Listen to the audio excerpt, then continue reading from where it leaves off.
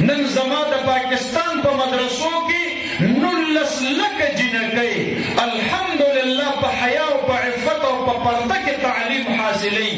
مخ لیدل خو لویه خبره ده، د هغې د لاسونو نوکونه هم چا نه دي لیدلي.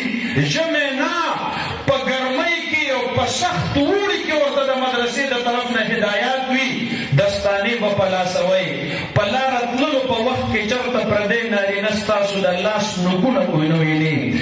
دا حیا او دا پرده، دا اسلامي تهذیب او دا عفت دا الحمدلله مدرسې راټینګ کړی دی. د دې وجې نه زما مدرسه نن د کفر په لار کې رکاوټ دی.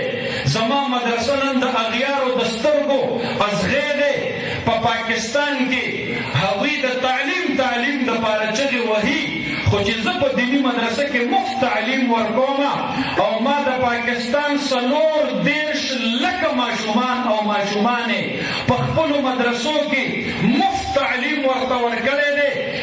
زما د مدرسو د دینی تعلیم د برکته د پاکستان 34 لاک طلبا او طالباتو بوج هغه د سټیټ او د ریاست نه ما لرې کړی دی.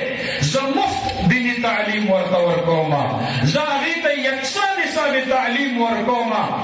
د دې وخت حاکمانو تاسو د مال او دولت په بنیاد باندې زما معاشره او د معاشرې وړه ماشومان بچي په 3 طبقو کې تقسیم کړي دي. د دې کلي د زمیندار سړي بچی به د کلي سرکاري سکول ته ځي، د لږ میډل کلاس سړي بچی به چېرته پرایویټ یا پبلک سکول ته ځي، او چې ښه سرمایهدار یا ایلیټ کلاس وي د هغه بچی به سحر روان شي او چېرته ایلیټ کلاس والا سکول ته به ځي، یا به فضل حق ته ځي او یا به بیکن هاوس ته ځي او یا به چېرته غټ سکول ته ځي. دا زما د معاشرې په 3 طبقو کې د غربت په بنیاد باندې تقسیم شوي ماشومان بچي چې ماسپښین خپلو کورونو ته راشي او مور یې ورته وایي بچیا کپړې دې بدل کا، بسته دې کېږده ډوډۍ وخوره، او چې کله ډوډۍ وخوري بیا مدرسې ته ځه. بیا زما په دې مدرسه کې د سرکاري سکول بچی هم راشي، د پرایویټ سکول بچی هم راشي، د ایلیټ کلاس والا بچی هم راشي.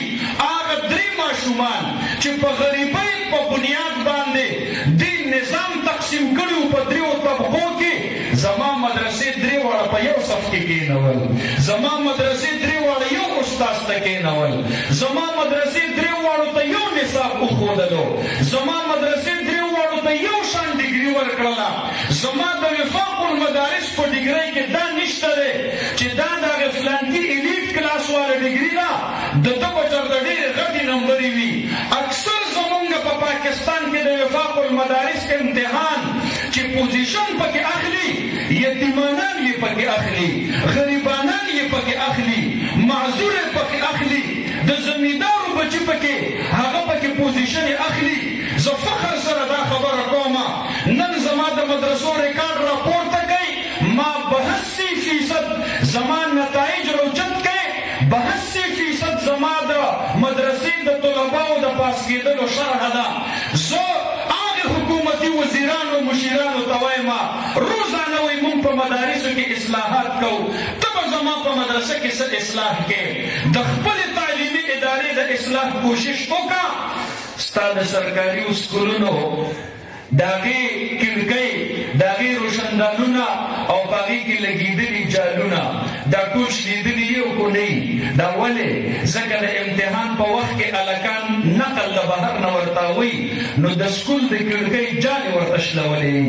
راشه دا زما د مدرسې کړکۍ وګوره، دا روشندانونه وګوره، ما سره د سره دا کلچر نشته دی. ته چې ورته نقل پرېږدې بیا یې په 33 نمبرو پاس کې، زه چې ورته نقل نه پرېږدم په 33 نمبرو زما د وفاق طالب العلم فیل وي، په 34 نمبرو فیل وي، په 35 نمبرو فیل وي، په 36 37 38 او په 39 نمبرو باندې فیل وي. چې ستا سره کوم بچی پاس وي هغه زما سره فیل وي، چې 40 نمبر یې نه اخیستی زه هغه بچی نه پاس کومه. بغیر د نقل نه یو یتیم د یو غریب سړي ماشوم بچی چې زما سره امتحان ورکي او په 40 نمبرو باندې پاس کومه، بیا هم زما نتیجه 82% راوځي.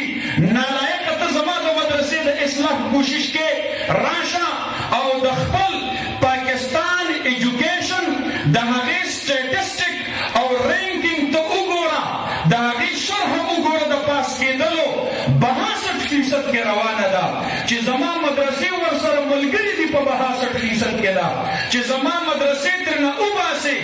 نن ستا په پاکستان کې د محکمې تعلیم د پاس کېدلو شرح 48% ده. ته 48% نتایج ورکې قوم ته، زه 80% نتایج ورکوم قوم ته. ته زما د مدرسې اصلاح غواړې، زما د پاکستان دینی مدرسې الحمدلله د پاکستان د بچو دپاره کافي او شافي دي. د پاکستان یو شهري دا سوچ نشي کولی چې زه به خپل بچي د دیني تعلیم ورکوم نو زه به دې بهر ملک ته لیږم.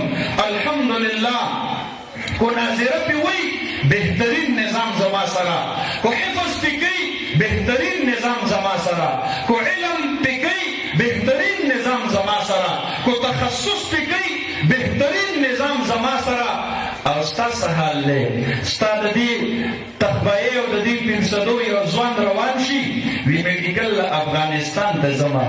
ای وزیر تعلیم صاحب تاله شرم نه درځي؟ ته په مدرسو پسې خبره کې 40 کاله چې په کوم ملک باندې جنګ شوی دی، ته خپل ځوان دې ته مجبوره کې چې دی لاړ شي او هلته تعلیم حاصل کړي او ډاکټر جوړ شي.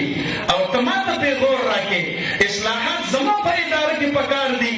ستا تعلیمي ادارې، ستا میډیکل کالجونه، ستا میډیکل یونیورسټیانې زما د پاکستاني بچو دپاره کافي او شافي ولې نه دي؟ دا زما سوال دی د یو شهري په حیثیت باندې. زما مدرسه کافي ده، زما د مدرسې نه به د یو طالب العلم بهر ته د لېږلو ضرورت نه راځي. ستا د مدرسې نه، ستا د سکول او د کالج او د یونیورسټۍ نه ولې طالب العلم روانېږي او چین ته ځي د ډاکټر جوړېدلو دپاره، روس ته ځي د ډاکټر جوړېدلو دپاره، افغانستان ته ځي د ډاکټر جوړېدلو دپاره؟ دا ستا په تندي باندې سوالیه نشان دی، دا ستا په کارکردګۍ باندې سوالیه نشان دی. تا زما د تعلیمي ادارو نه قوم له داسې خلق ورکړل 77 سال وشو، د هرې شعبې خلق په ژړا باندې دي. ستا د تعلیمي شعبو حال دا دی. نن د پاکستان د یونیورسټو صورتحال وګوره. زه په خپله د یونیورسټۍ سټوډنټ پاتې یم، زه په خپله د کالج سټوډنټ پاتې یم، زه په خپله د سکول سټوډنټ پاتې یم. د یونیورسټو صورتحال ته دې وګوره. د پاکستان یو یونیورسټي د دنیا په بهترینو 10 یونیورسټو کې نه ده شامل، د دنیا په بهترینو 10 یونیورسټو کې نه ده شامل، د دنیا په بهترینو 50 یونیورسټو کې نه ده شامل، د دنیا په بهترینو 100 یونیورسټو کې نه ده شامل. په جنرال رینکینګ کې زه په دعوی سره دا خبره کوم د پاکستان یو یونیورسټي د دنیا په 500 یونیورسټو کې اعلی یونیورسټو کې نه ده شامل. راشه زما مدرسو ته 500 پرېږدوه، ټاپ 100 یونیورسټیز پرېږدوه، ټاپ 50 یونیورسټیز پرېږدوه، ټاپ 20 یونیورسټیز پرېږدوه.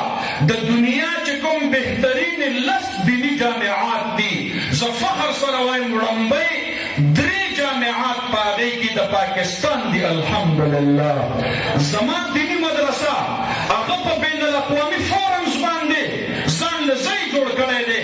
او مثال یې دا دی د حفظ قرآن مسابقې په ټوله دنیا کې پاکستان ګټي، د تجوید قرآن مقابلې په ټوله دنیا کې پاکستان ګټي.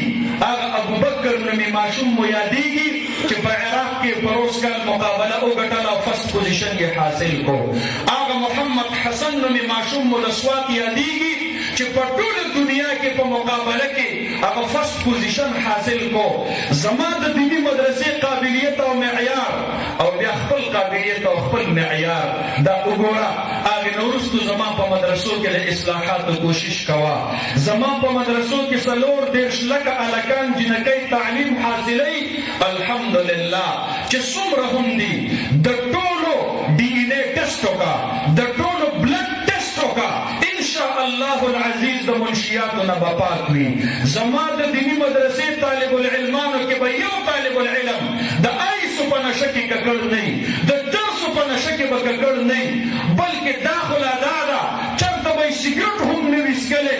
او بیا راشه چې تا ته وښیمه د پېښور په یونیورسټۍ کې منشیات د کومې کمرې نه سپلای کېږي کو نه یې خبر لاړ شه هلته تپوس د چا نه پوښتنه د چا نه وکړه کوم قسم نشه چې غواړي یونیورسټۍ کې دننه به درته سپلای کېږي او میلاویږي به درته ته زما د مدرسې کردار کوشي کې زما مدرسې الحمدلله قوم لا د مفتی محمد تقی عثماني په شان هستی ورکړي دي چې اسلامي ملکونه ورته خاص کړي وایي زمونږ د ملک نشنلیټي واخلئ او مونږ له راشئ ستاسو د علم نه مونږ استفاده حاصلول غواړو په ټوله دنیا کې اسلامي معیشت کې ټوله اسلامي نړۍ چې رهنمایي حاصلوي په اسلامیک فاینانسینګ کې او اسلامیک بینکینګ کې زه فخر محسوسوم هغوی راځي او زما د علماو مخې ته ګوډې ماتوي لله الحمد على ذلك د الله رب العالمین لاک لاک کرم دی او شکر دی او ما د پاکستان د دینی مدرسو نه